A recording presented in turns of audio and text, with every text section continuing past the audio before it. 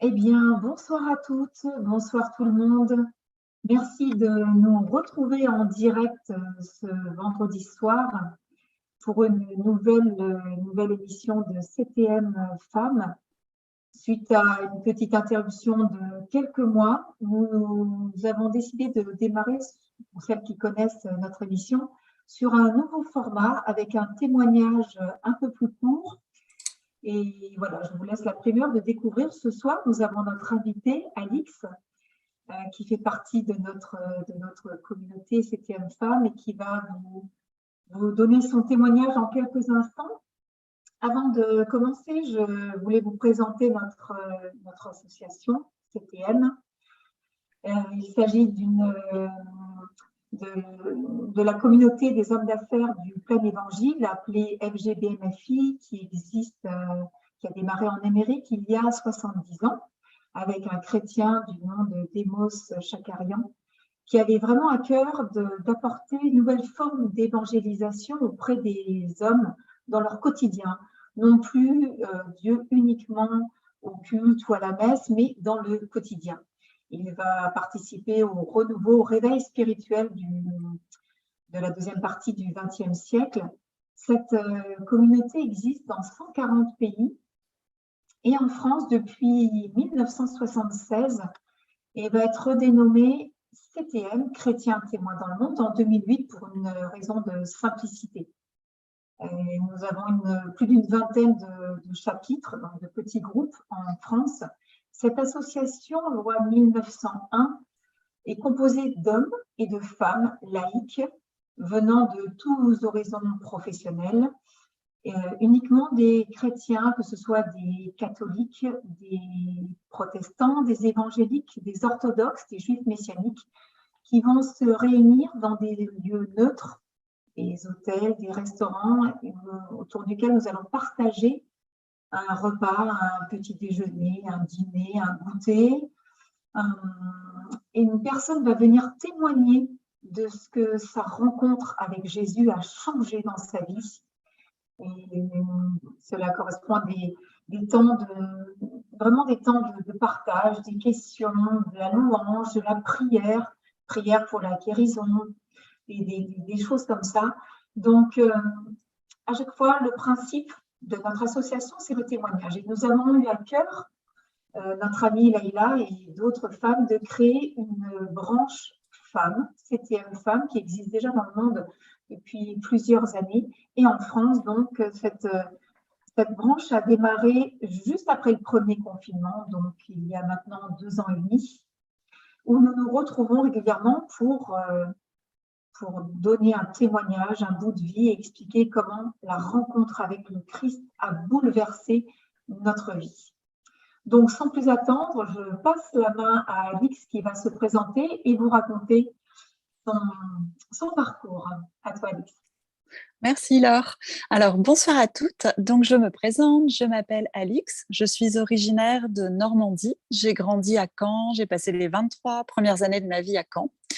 Je suis née dans une famille catholique. Mes 2 parents étaient pratiquants et je suis l'aînée de 3 filles. Voilà. Dans mon enfance, ça n'a pas forcément été très facile puisque j'ai grandi avec un papa qui était en souffrance. J'ai compris par la suite pourquoi, que c'était lié à son enfance. Et heureusement, une fois que j'ai compris tout ça, je lui ai tout pardonné. Je ne suis pas restée avec le non-pardon toute ma vie. Donc ensuite, au moment de l'adolescence, j'étais en recherche d'affection puisque mon papa, n'étant pas bien, n'étant pas présent comme il l'aurait dû, j'avais pas l'affection paternelle dont j'avais besoin. C'est à cette période-là aussi que j'ai commencé à fumer des cigarettes. Très vite après, j'ai découvert le shit aussi. J'avais pas forcément des bonnes fréquentations. Et l'alcool. L'alcool était très présent aussi, notamment en soirée. Pendant cette même période, j'accompagnais mes parents pour aller à la messe, sauf que je ne restais pas dans l'église, je retrouvais une copine et puis on allait se boire une bière pendant ce temps-là. Et on revenait à la sortie de la messe et on repartait ensuite chez nous. Et au niveau de l'école, j'étais, on va dire, une élève moyenne. J'avais pas de facilité particulière, mais enfin, du coup, j'avais jamais une moyenne extraordinaire. J'étais vraiment juste au-dessus de la moyenne. Et je me suis accrochée aussi. C'est vrai que c'est à l'âge de 12 ans, du coup, que j'ai vraiment compris que mon papa était alcoolique. Donc, ça a été un gros choc et ça a, je dirais, volé une partie de mon enfance, en fait. C'est vraiment quelque chose que j'ai eu du mal à vivre, que j'ai porté. J'ai essayé de soutenir ma maman, j'ai essayé de préserver mes deux sœurs qui étaient plus jeunes pour pas qu'elles en souffrent comme moi. Euh, Alors justement, je me permets de t'interrompre, Alix. À 12 ans, tu vas découvrir, donc 12 ans, c'est le début de l'adolescence, tu vas découvrir effectivement cette addiction à l'alcool. Donc, oui, est-ce que tu peux nous en dire un peu plus de comment tu as vécu cette période?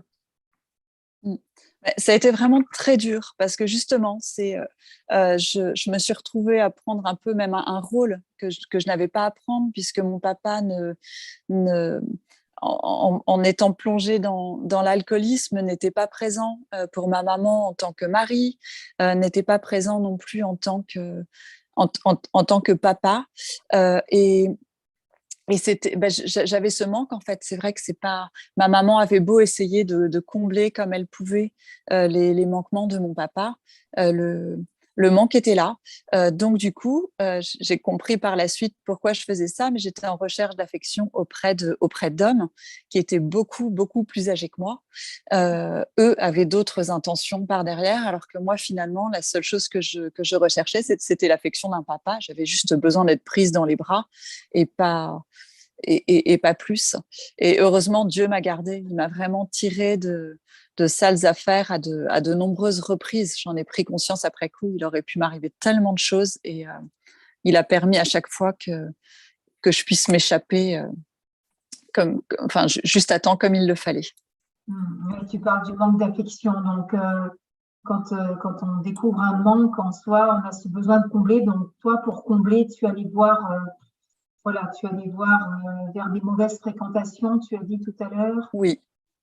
Et puis la recherche de la fuite aussi pour oublier tout ça, ce qui allait du coup avec l'alcool, ce qui allait avec le shit aussi, ça permettait de ne pas penser à tout ça pendant ce temps-là finalement. Et voilà, donc voilà pour ma... Oui. Et justement, comment on vit une scolarité euh, quand on commence à toucher à toutes ces choses-là? Comment tu as vécu ta période scolaire? Eh bien, forcément, déjà au niveau des études, forcément, c'était pas facile et ça n'aide pas de passer des week-ends à faire la fête. En plus, forcément, j'étais pas avec des bonnes fréquentations. J'étais avec pour la plupart, des jeunes qui étaient quand même pas mal plus âgés que moi. Ce qui fait, alors j'assume, hein, c'était mon choix. Personne ne m'a forcé non plus à fumer ou à boire, mais j'ai été entraînée assez facilement. Et il est évident que quand on passe un week-end à boire, à faire la fête, ou quand on passe son week-end défoncé parce qu'on a consommé du shit, ben forcément c'est pas aidant pour travailler, c'est pas aidant pour la concentration. C'est pas quelque chose que je pourrais recommander. Après, heureusement aussi, c'est vrai qu'à cette même époque, j'ai vu tout style de drogue défiler sous mes yeux. Hein. J'aurais pu goûter à tout, j'aurais pu toucher à tout un tas de choses, mais heureusement, Dieu m'a gardée. J'avais quand même une certaine droiture et des principes. Et je pense peut-être une petite voix qui me disait aussi que non, quoi, qu'il fallait pas toucher à autre chose. Tout à fait. Et je pense que mon corps n'aurait pas suivi d'ailleurs, parce que c'est vrai que j'ai fait plusieurs fois des malaises. Je me suis pas sentie bien après avoir consommé du shit. Donc je pense qu'effectivement, si j'avais pris des drogues plus dures, je pense que je ne m'en serais pas remise. Hmm. Voilà. Alors après, comment vas-tu te sortir de tout ça? Et bien après, à l'âge de 23 ans, du coup, je prends une décision, même si j'étais toujours, je buvais toujours, je fumais toujours et je consommais toujours du shit. Je prends la décision de quitter la Normandie pour arriver en Bretagne. Donc, je suis arrivée pour vraiment pour changer de vie, où je décide de quitter d'abandonner vraiment toutes les fréquentations que j'avais en Normandie. J'ai vraiment tiré un trait sur tout mon passé, à part ma famille quand même. Donc, je suis arrivée en Bretagne. J'ai d'abord été hébergée dans de la famille pendant quelques petites semaines. Et ensuite, j'ai commencé une formation. Enfin, j'étais dans un centre de formation pour adultes. Et donc, je suis arrivée là-bas et très rapidement, j'ai obtenu une chambre pour être logée sur place. Et, et c'est là que très, très vite après, j'ai rencontré l'homme qui deviendrait mon futur mari. Ah, Il était juste mon voisin de chambre. Donc, j'ai pas eu besoin d'aller le chercher très loin. génial. Alors, vas-y, raconte-nous comment ça Voilà. s'est passé cette première rencontre. Ah bah franchement, enfin ça a été super. C'est vrai que tout de suite, je sais pas pourquoi, on a eu on n'a pas eu de coup de foudre, mais on a senti qu'on pouvait avoir confiance l'un dans l'autre. Euh, on, voilà, des sentiments sont arrivés très peu de temps après.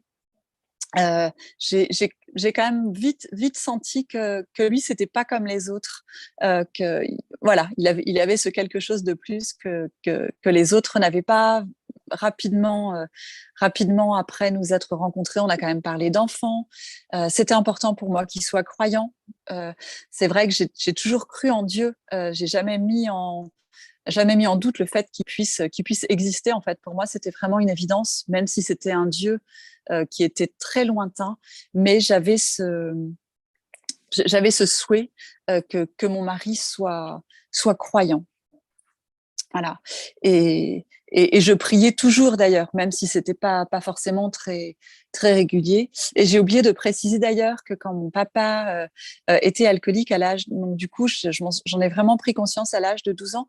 J'ai prié pendant 6 ans. J'ai persévéré. Dieu m'a appris la persévérance et la patience.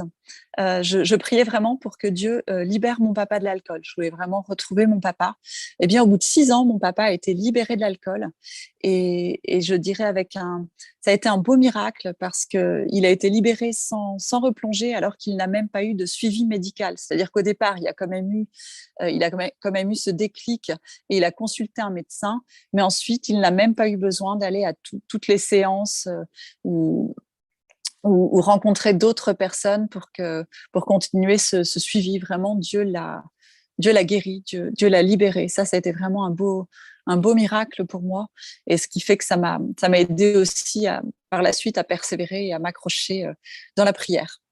Voilà. Donc, du coup, j'étais contente de savoir qu'Erwan était lui aussi croyant, ce qui fait qu'on s'est un petit peu soutenus, même si on avait tous les deux un Dieu quand même assez lointain. C'était pas facile pour nous de l'aborder. Et j'ai eu un déclic également peu de temps après avoir rencontré Erwan parce que j'étais quand même aidée par des médicaments. Je voyais pas tellement la vie en rose. Et un jour, je me suis vraiment réveillée en me disant, bah non, stop, quoi, j'en peux plus. J'avais plein de médicaments dans le creux de la main et je me suis dit, non, j'en peux plus, je veux plus prendre de médicaments. Et surtout, je me suis dit, à partir de maintenant, je décide d'être heureuse. Ça suffit de regarder derrière, de m'apitoyer sur mon sort et de me dire, voilà, j'ai vécu des choses difficiles et ça va pas et je suis triste. Et ça a été pour moi quelque chose de... Enfin, ça m'a changé la vie. Je me suis vraiment mise à voir la vie différemment, même si l'arrêt des médicaments a été très compliqué. C'est pareil, j'ai arrêté les médicaments comme ça du jour au lendemain, sans suivi médical. Je ne le recommande à personne. C'était très difficile à supporter physiquement. J'ai vraiment ressenti des manques qui étaient durs et pénibles. Et à cette époque-là, je fumais encore du shit. Donc, c'est vrai que je fumais le soir pour me soulager, pour m'apaiser au niveau des manques. En fait, je refusais de fumer en journée. Donc, voilà, tout ça pour dire que je ne le recommande pas. Ce sont des choses que j'ai faites, mais c'est pas du tout l'idéal à faire. Et voilà, donc ensuite, arrivé à l'âge de 29 ans, donc non, donc avec Erwan, on a, on a continué notre petite vie ensemble, on a cheminé ensemble. Nous nous sommes mariés civilement. Et ensuite, nous avons eu notre premier enfant. Donc, j'étais très pressée d'être maman, on était pressés d'être parents et on n'a pas eu la patience d'attendre le mariage religieux. Donc, on s'est dit, on se marie d'abord civilement, on voit si le Seigneur nous permet d'avoir un enfant tout de suite et on voulait prendre une année de plus pour préparer notre mariage devant Dieu. Pour nous, c'est pareil, c'est vraiment super parce que c'était vraiment important, même si on avait un Dieu lointain. Euh, voilà, c'était quelque chose qu'on avait vraiment dans le cœur tous les deux. Donc, du coup, on a eu la chance d'avoir notre enfant. Alors, dès que je suis tombée enceinte, avec mon mari, avec sagesse, on a pris la décision, pareil, de couper avec les mauvaises fréquentations qu'on pouvait avoir, notamment pour préserver notre enfant, de ne plus consommer de shit non plus. Euh, on s'est dit, il faut qu'on soit des parents quand même sérieux et responsables. Et puis, on s'est donc mariés à l'église et ça m'a fait plaisir parce qu'il y a quelques petites semaines, au mois de septembre, en refaisant du tri et du rangement, je suis retombée sur notre livret de préparation au mariage. Et pourtant, on n'avait pas encore été touché par Dieu comme maintenant. Et je voyais que on mettait déjà dans notre livret, on remerciait le Seigneur pour notre enfant qu'il nous avait confié et on le remerciait pour les futurs enfants qu'il nous confierait. Et ça m'a vraiment touchée. Je me suis dit, en fait, c'est vrai que même si on avait un Dieu lointain à cette période-là, eh bien, Dieu avait vraiment il avait quand même une place importante dans notre vie, même si ça n'a rien à voir avec la place qu'il a maintenant. Alors, tu nous parles d'un Dieu lointain. Donc, qui dit lointain, dit maintenant proche. Est-ce que tu peux nous expliquer comment de lointain il est passé à proche et ce que ça a fait, ce que ça a engendré dans ta vie? Oui.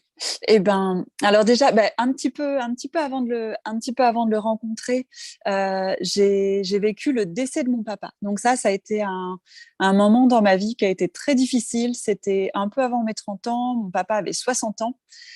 Donc c'était, voilà, je me suis dit, je le perdais. J'étais à la moitié de sa vie, quoi, au niveau de l'âge. Donc c'est vrai que ça a été très, très difficile. Mon papa est décédé d'un cancer du poumon. Je fumais toujours des cigarettes à cette période. Et, et juste en même temps, au moment où j'ai perdu mon papa, j'étais enceinte du coup de notre deuxième enfant.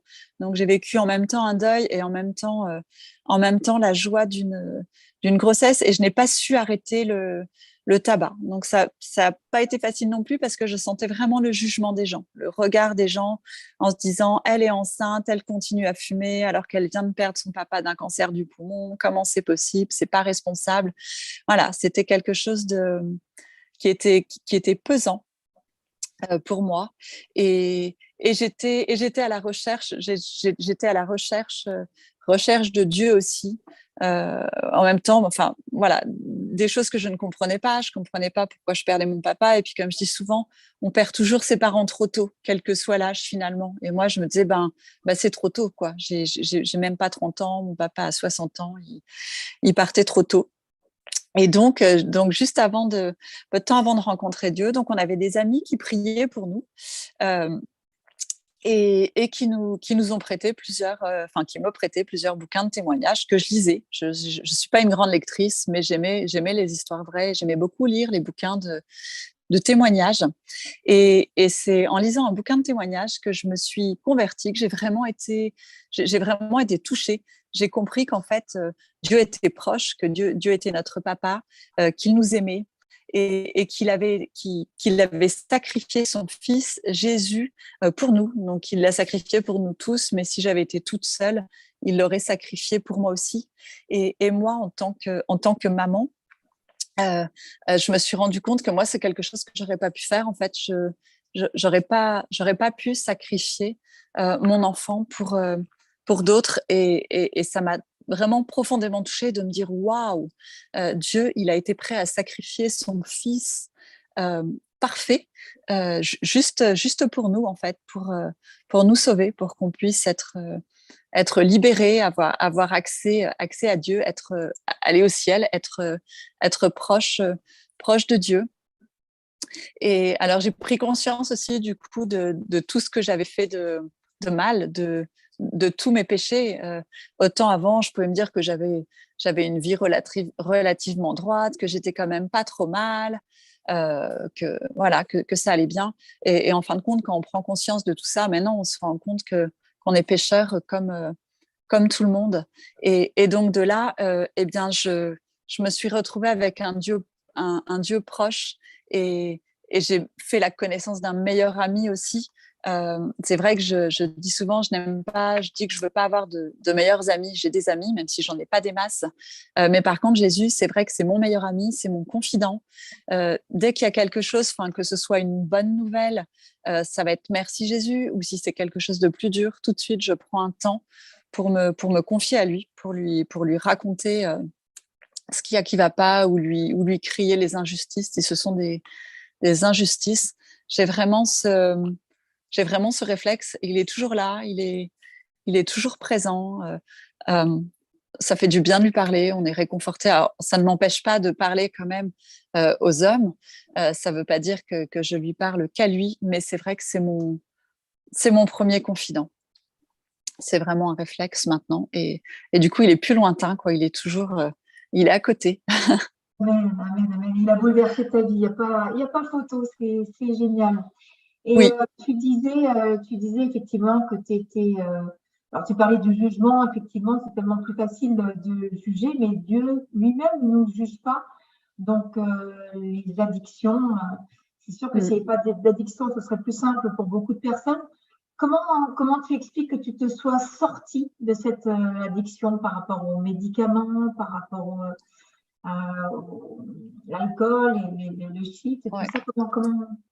Eh bien, par rapport aux médicaments et par rapport au shit, je sais avec du recul que j'ai vraiment été aidée par Dieu, parce que même si pour moi c'était un Dieu lointain, je le priais quand même, je lui parlais.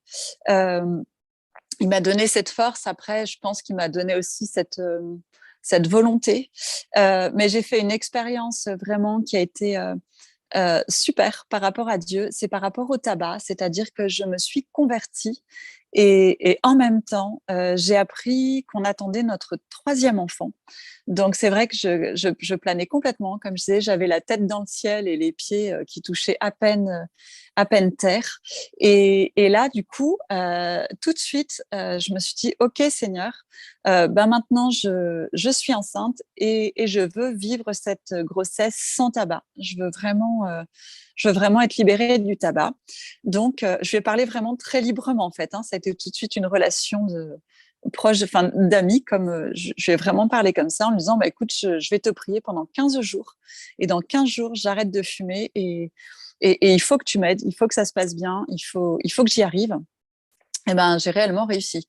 J'avais arrêté, comme beaucoup d'anciens fumeurs, ou même de fumeurs actuels, plein de fois. J'ai essayé d'arrêter, et en fait, on sait tous que quand c'est raté, on refume de plus belle, et c'est pire que tout. Sachant que j'avais fumé pendant plus de la moitié de ma vie, parce que j'ai commencé à fumer à 12 ans un peu passé. J'avais commencé très très jeune.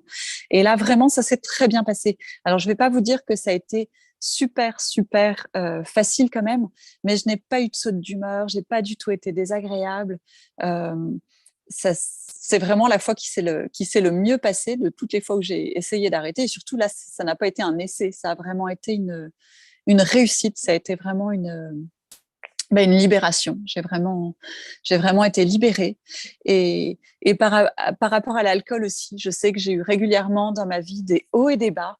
Et, et je sais que maintenant, je sais que je suis complètement, enfin, vraiment complètement libérée, en fait. Je me sens vraiment libre. Euh, c'est vrai que dans mon enfance, ou même avant de me convertir, je trouve que j'avais l'impression d'être libre, mais en réalité, j'étais pas libre puisque j'avais plusieurs dépendances. Je me créais plusieurs obligations. Même le fait d'aller à la messe, pour moi, c'était pas quelque chose. Je m'ennuyais, je trouvais ça ennuyeux. J'y allais pas forcément de bon cœur, c'était plus parce qu'il fallait y aller. Alors, on allait faire l'effort au moment des grandes fêtes. Alors que maintenant que j'ai rencontré Dieu, on va à l'église tous les dimanches en fait, et c'est super important pour nous. On n'a pas du tout envie de ne pas aller à l'église. C'est pas une obligation, c'est un besoin en fait. On est heureux d'y aller, comme chez nous à la maison. On est heureux de prier ensemble. On est heureux de passer des temps de louange ensemble. C'est un c'est un besoin en fait. Ça ça fait partie de notre vie. Alors, et au quotidien, comment tu vis, comment tu le vis en famille avec Erwan, avec tes trois garçons? Comment vous vivez Jésus au quotidien? Eh bien, au quotidien, dans notre vie, c'est vrai on le prie quotidiennement. On parle de lui quotidiennement. Il fait vraiment partie. Il est au centre de notre maison en fait. On le prie. Enfin, je dirais pour tout. Ça peut être pour le choix des écoles de nos enfants, le prier pour l'achat d'une voiture. Je sais que pour notre voiture, notre dernière voiture qu'on a achetée, on avait beaucoup de critères. Après, on avait réfléchi pour que ce soit une voiture familiale qui corresponde vraiment à nos besoins. On avait même prié pour des options par rapport à un budget aussi, un nombre de kilomètres. Les personnes à qui on en parlait nous disaient non, c'est pas possible. Vous pouvez pas trouver ce véhicule à ce prix-là, c'est pas possible. Et nous, c'était quelque chose qui nous semblait juste. Eh bien, on a vraiment senti qu'il fallait qu'on affine vraiment nos critères de recherche jusqu'au choix de la couleur de la voiture. Eh bien, c'est exactement la voiture que nous avons eue, avec toutes les options qu'on souhaitait. Voilà, ni plus ni moins. C'était vraiment tout ce qu'il fallait. On voit vraiment ouais, Dieu est là, Dieu est présent, quoi. Il nous permet, on le voit quotidiennement dans tout un tas de choses. Donc, on lui demande vraiment conseil, même pour un changement au niveau du travail, même pour le salaire. On prie vraiment pour que ce soit juste, et ça se passe toujours super bien. On se sent vraiment béni. Amen. Ça, Oui. ça fait plaisir, hein, ça fait plaisir d'entendre, oui, Dieu. Quand on ne le connaît pas, c'est vrai qu'il peut paraître lointain, mais comme tu l'as si bien décrit, quand d'un coup on décide de lui remettre sa vie, de le reconnaître comme notre Seigneur, comme notre Sauveur, quand on reconnaît que l'on est pécheur tout simplement, parce que c'est pas ne pas tuer, ne pas voler, il n'y a pas que ça, il y a 12 000 occasions de pécher. Oui. Quand on passe par ce phénomène de repentance, ce phénomène de pardon également, tu vas rencontrer une vie complètement nouvelle. Et ce qui est vraiment touchant, c'est que toute ta famille a été impactée. Ton mari, tes trois garçons, vous vivez vraiment, même si ça n'empêche pas le combat, hein, c'est pas une baguette magique que l'on reçoit, mais Oui. cela va changer vraiment votre optique et vous êtes vraiment unis tous les cinq et c'est vraiment touchant. Oui. C'est vraiment très bien. Alors, Oui. Ah oui, ça me fait penser aussi justement le fait que tu dis ça. Il n'y a pas longtemps, j'ai vraiment été touchée par le verset justement, ma famille et moi, nous servirons l'Éternel.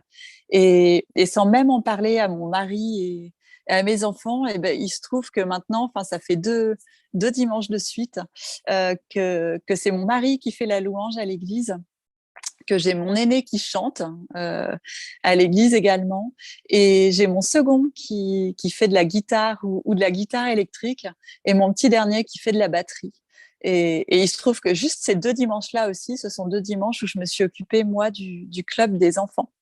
Euh, donc, du coup, je me suis dit vraiment super, quoi. Seigneur, tu me mets ce verset à cœur, je suis touchée. Et juste pour la première fois, il y a deux fois où vraiment toute ma famille, on se retrouve un peu au service de l'Église, au service de Dieu.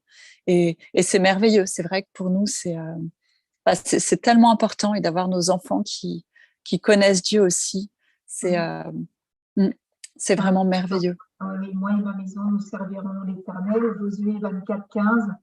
C'est vrai que ça, c'est une des promesses de, Mm, c'est une des promesses de Dieu, effectivement. C'est vrai que dans la Bible est remplie de promesses Oui. et il faut s'en emparer, faut s'en accaparer. Et justement, en parlant de la Bible, est-ce que c'est quelque chose qui est présent? Comment vous vivez Oui, la parole? oui, oui, oui. Bah, la Bible, je sais qu'au moment de ma conversion, en fait, j'ai eu vraiment cette soif de la lire parce que c'est vrai que c'est en lisant la Bible qu'on découvre plus de facettes de Dieu. C'est la parole de Dieu. Dieu nous parle au travers de la Bible. Alors, j'avais commencé par le Nouveau Testament, que je trouvais plus facile à lire. Et surtout que maintenant, il y a vraiment, moi, je sais que j'ai une Bible où il y a des petites annotations qui expliquent tout un tas de choses et, et c'est vraiment bien.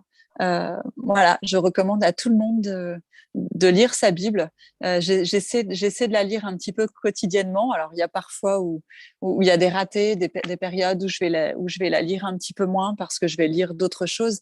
Mais idéalement, effectivement, la lire tous les jours, ça fait du bien, c'est rassurant, c'est plein de bons conseils. Euh, de compréhension aussi, parce que d'autres avant nous ont vécu des choses pas faciles. Donc, on se sent réconforté en la lisant. Tout à fait, Mm. je partage cette même position. Il est important. C'est vrai que Dieu parle tantôt d'une manière, tantôt d'une autre. Mm. Dieu peut parler à travers un film, un livre, une affiche, une Oui. personne, un voisin. Dieu a donné une façon Mm. de parler, mais principalement par la Bible, par sa parole, ce Oui. guide qui nous a laissé. Euh, c'est vraiment important. Si on peut la lire tous les jours, c'est bien. Mais Oui. voilà, il faut l'ouvrir et s'en nourrir. Je suis Mm. d'accord avec toi. Alors, Ouais, tout à euh, fait. merci en tout cas, Alix, pour ce témoignage, pour ce partage. Et vraiment, on se réjouit pour toi, pour votre famille, parce que ça fait plaisir à entendre. Mm.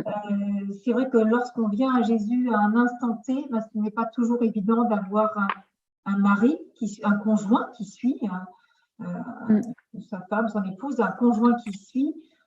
Ses Ouais. enfants n'adhèrent pas Et c'est forcément. vrai que ouais. Et J'ai eu là, beaucoup tu de as chance, hein, c'est quelqu'un. vrai qu'il a. Voilà. Mm. Ouais. Ça, J'ai eu beaucoup de ça, chance et il s'est converti peu de temps après moi parce que c'est vrai que quand il y a eu la naissance de mon troisième enfant, c'était plus simple du coup que je reste à la maison avec lui et j'allais dans un petit groupe de prière et du coup je lui ai envoyé, je lui ai dit bah, écoute moi je peux plus y aller donc je te laisse y aller à ma place et il s'est converti quelques mois après et on a eu cette chance de nous faire baptiser ensemble en tant qu'adultes. Lui n'avait jamais été baptisé, moi j'avais été baptisée bébé donc ça nous a permis de nous faire baptiser ensemble, c'était vraiment un beau moment. un beau cadeau. Un Mais beau cadeau. oui, Eh bien, Alix, ce cadeau que tu as reçu euh, par la grâce, par la faveur du Tout-Puissant, notre Créateur, celui qui a créé tout, le ciel, la terre, les étoiles, euh, ce cadeau que tu as reçu, d'autres peuvent le recevoir. Est-ce que, est-ce que tu pourrais prier? Voilà, Jésus, c'est tout simple. On voudrait toujours un Dieu compliqué, un Jésus compliqué, mais Jésus, c'est tout simple. C'est juste dire oui, mm, un oui personnel. Euh, et j'invite maintenant les personnes qui nous regardent ou en direct ou en replay, est-ce que tu pourrais prier pour ces femmes qui voudraient faire mhm, la même expérience que toi, un 180 et avoir une vie complètement bouleversée? oui. Eh bien, Seigneur, je te prie pour toutes les personnes, pour toutes ces femmes qui nous écoutent, que ce soit en direct ou en replay, Seigneur. Euh, je te demande vraiment d'ouvrir leur cœur, de leur permettre de faire une démarche personnelle, de leur permettre d'avoir envie de faire cette expérience. Elles aussi, Seigneur, je te prie de vraiment venir les rencontrer, les toucher, Seigneur les impacter. Je te demande de leur permettre d'oser faire cette démarche, d'oser faire ce pas, Seigneur. Et, et à vous qui nous écoutez, vraiment, n'hésitez pas, faites ce pas, demandez au Seigneur, même si vous êtes dans l'hésitation, vous n'avez rien à perdre. Faites cette démarche de ne serait-ce que lui dire, écoute Seigneur, j'ai entendu parler de toi, je te connais pas ou pas trop, j'ai envie d'en savoir plus sur toi, j'ai envie de te connaître plus Seigneur, j'ai envie de te rencontrer Seigneur. Et je vous garantis que le Seigneur ne vous laissera pas sans réponse. Il répond toujours à nos prières et il y répondra. Il y répondra. Voilà, commencez peut-être à lire votre Bible. Donc Seigneur, vraiment, voilà, je te remercie pour ce que tu vas faire pour toutes celles qui nous écoutent, Seigneur, et pour toutes celles que tu toucheras, Seigneur. Voilà, viens vraiment visiter chacune. Amen. Amen, amen, amen. Merci, Alix. Merci Merci à toi. pour ton témoignage, pour ton partage de vie, pour avoir accepté voilà, de parler à livre ouvert. Et j'espère que d'autres femmes comme toi pourront goûter à cet avant et cet après. Oui. Alors, pour information, nous proposons également pour celles qui voudraient connaître un peu plus Jésus, connaître un peu plus les évangiles, nous organisons sur les pas de Jésus qui va se dérouler tous les mercredis soirs à partir de janvier, aux alentours de 20h, 20h15, durant 1h30, où nous étudions, nous l'avons fait l'an dernier, l'an passé, avec l'évangile de Marc, de Luc, et cette année, l'année prochaine, en 2023, nous allons étudier Jean. Alors, quand je parle d'étude, ce n'est pas une étude biblique au sens... là, c'est vraiment entre nous, on se retrouve à une dizaine, une quinzaine, on se retrouve en Zoom et on lit 2 chapitres par 2 chapitres, donc en une dizaine de mercredis, presque un trimestre. On regarde une vidéo et on pose toutes les questions que l'on a sur le cœur, parce que nous ne sommes pas biblistes, hein, chacun. Voilà, donc je vous invite vraiment à nous rejoindre. Nous vous ferons parvenir les informations. N'hésitez pas à vous inscrire. Si vous avez des questions par rapport au témoignage qui a été donné par Alix ce soir, ou si vous avez d'autres questions, ou si vous voulez... voilà, ne restez pas surtout dans un questionnement. Vous pouvez nous envoyer un mail au lien qui apparaît en dessous dans la vidéo, juste en dessous, ctmfemme@gmail.com. Donc, ctmfemme au pluriel @gmail.com. Vous pouvez nous envoyer un message et il y aura toujours quelqu'un pour vous répondre. On peut se retrouver après s'il y a besoin de prier ensemble. Voilà, quelle que soit votre question, ou tout simplement, si vous voulez nous retrouver dès le premier mercredi de janvier, je pense, le mercredi 4 janvier, sur les pas de Jésus, avec l'étude de Jean, l'évangile de Jean. Voilà, notre émission s'achève. Nous sommes au mois de décembre, donc nous avançons tranquillement vers cette fête, vers cette belle fête qui est Noël. Alors oui, il y a le sapin, il y a les cadeaux, il y a plein de belles choses, mais avant tout, c'est la naissance de Christ. Alors même si Jésus, historiquement parlant, n'est probablement pas né le 25 décembre, mais qu'importe, il fallait bien mettre une date. Le plus important, c'est la naissance du Christ. Alors, ce qu'on vous souhaite avec Alix, c'est que ce Christ naisse dans votre cœur. Christ est quelqu'un qui se laisse trouver. Si vous le cherchez tout simplement du fond de votre cœur, croyez-moi, vous allez le rencontrer, vous allez le trouver.